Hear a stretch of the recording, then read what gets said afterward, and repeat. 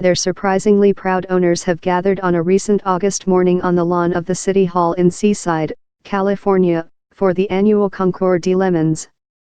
Its organizers describe it as an ugly oil stain on the Pebble Beach Auto Week, the time of year when some of the finest automobiles and fanciest folks on the planet come together in neighboring Monterey and Carmel-by-the-Sea for a romp of champagne-soaked, caviar-stuffed excess.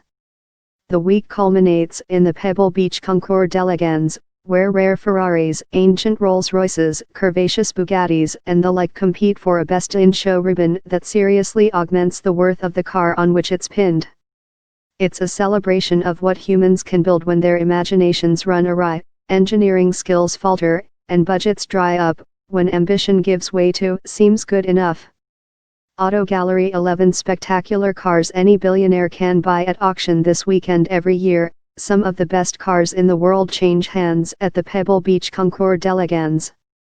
The machines have wired the many excesses of America's fanciest car show for the auto enthusiasts among the 1%. The event calls for an attire we'll call Country Club excess. Luxury cars Mercedes' outrageously swoopy concept says neen to the pod car future. The Vision Mercedes Maybach 6 Cabriolet is all about a future of elegance. Where the Concours dElegance gets its bloomers twisted over historical accuracy, putting a modern bolt inside a 1920s engine is an easy way to lose points. This show blurs the line between fact and farce. In between crass jokes about altar boys, a mimosa-swilling man dressed as a priest explains his 1976 Ford Pinto works miracles. It has been rear-ended twice without catching fire, an unfortunate weakness of the car's design.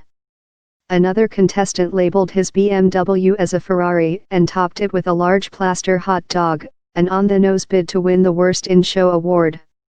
Every other day of the year, the City Hall's statue of American chemist John D. Roberts is a dignified memorial.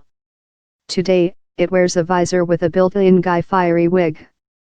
The award ceremony is scheduled for 1 in the afternoon, but starts more than an hour early. The judges have finished their work, and one of the winners suffered a broken ignition switch while running, so if it's shut off, Galbraith says, it can't get going again.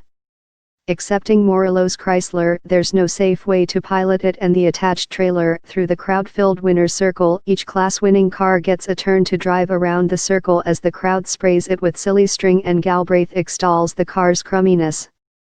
The much-prized Worst in Show goes to Randy Carlson's Civic, with 2 seats facing opposite directions, 2 steering wheels, and 2 engines. He and a friend drive it around the circle a few times, nearly drifting into the crowd as the front and rear wheels disagree on where to go. I don't know who built it or why or what they were on, Carlson says.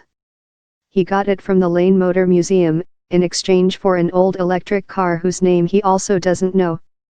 Knowledge, historical or otherwise, is not demanded here. Yet for all the parody, there's no evident disdain for the Concours dElegance and its penchant for rewarding wealthy people who pour more cash than creativity into their vehicles. In fact, some of DLemons' judges will put on straw hats and get serious for dElegance the next day, the wedding following the bachelor party, if you will. It all goes to show that high and lowbrow can share the road.